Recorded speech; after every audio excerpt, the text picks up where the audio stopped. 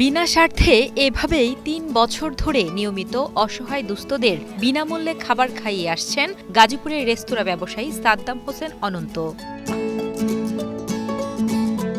যেনতেন ভাবে নয়, প্রতি সপ্তাহের বুধবার রীতিমতো আয়োজন করে মাংস, মাছ সহ বিভিন্ন উপাদেয় খাবারের আয়োজন করেন তিনি।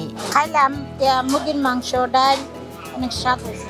আমরা তো 100 মান পারি না, অনেক দাম। তারা ডিম দাও খাওয়া, আবার মাছ দাও খাওয়া, গরুর মাংসও খাওয়া, কিছুদিন মুরগির মাংস খাওয়া, সবকিছুই তারা খাওয়া।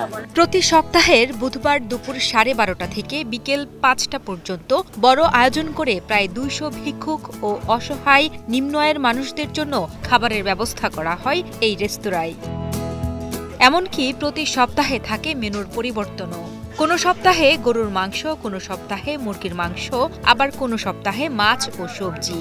এভাবেই খাবারের ধরন পরিবর্তন করে ধারাবাহিকভাবে ভিক্ষুকদের খাওয়ান মহৎপ্রাণ এই ব্যক্তি।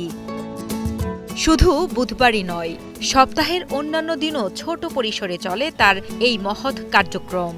আমাদের সপ্তাহে প্রতিদিনই আপনার আয়োজনটা থাকে, প্রতিদিন 2-4-5 জন এসে খায়।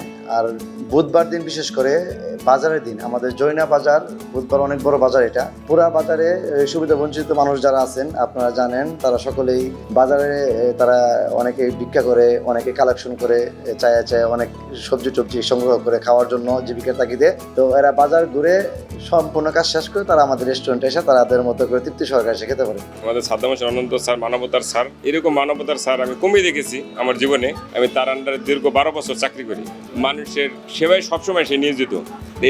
এই সাথে যদি সবাই যদি সহযোগিতা করে স্যারের মতন, তাহলে আসলে জিনিসটা খুব সুন্দর হয়। গাজীপুরের শ্রীপুরে জৈনা বাজারের ঢাকা ময়মনসিংহ মহাসড়কের পাশে সাদ্দাম হোসেন অনন্তের তরি চাইনিজ ও বাংলা রেস্টুরেন্ট।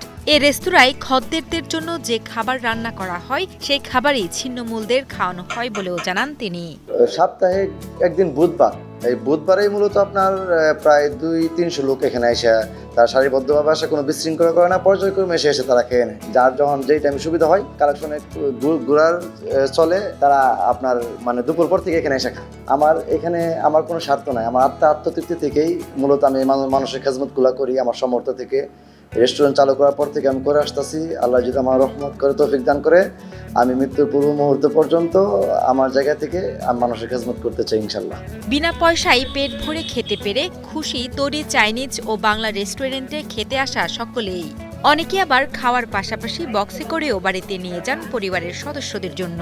হোটেল তো দুগা খাইয়া দুগা লয়ে যায় বাবা নাতিনে লেগে, আবার সামনের বুঝবার আবার বাড়ি লিয়ে দোয়া তো অবশ্যই দোয়া করবো, আমরা খুশি, আল্লাহ খুশি।